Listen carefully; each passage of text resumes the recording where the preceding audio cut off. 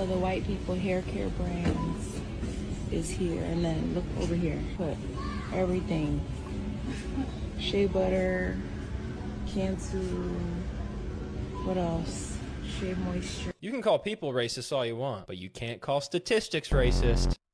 You know, if I had a dollar for the amount of times I see, black people always coming online trying to make something about race, I'd probably be a millionaire by now.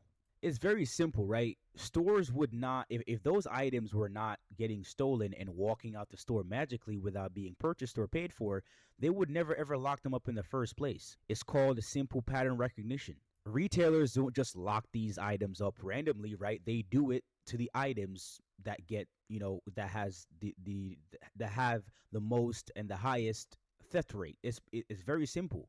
From the store's perspective, it's about loss prevention, right? Not ideology, not being racist towards customers. It just so happens that those products which black people tend to use the most, right? The Cantus, the Shea Moistures, all those type of products, those are the products that seems to be tiptoeing out the door, not being paid for. You got to lock them up. How else are they're just trying to protect their business and their profits because they're buying these products from the suppliers, at a certain rate, and they need to meet a certain profit margin at the end of each quarter or at the end of each year. And it's very, very It's interesting to me how a lot of people don't understand that correlation doesn't automatically mean racism, right? Like just because, those products are being locked up doesn't mean that they're targeting black people.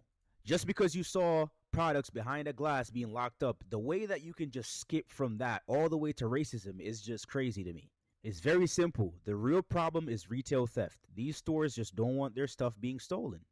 As they say, right? I used to always hear this saying when I was growing up, the good has to suffer for the bad, meaning that when the bad people do stuff, it warrants a certain reaction, right? Every action warrants a certain reaction, and the bad people came in, they're stealing that stuff.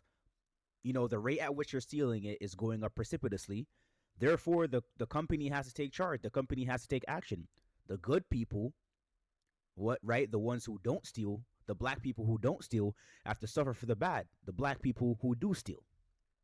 It's just simple. It's simple pattern recognition. There's nothing about racism to be seen here. And the stats, like this guy said in the video, actually prove that those products see higher theft rates. And they just so happen to be products that black people predominantly use.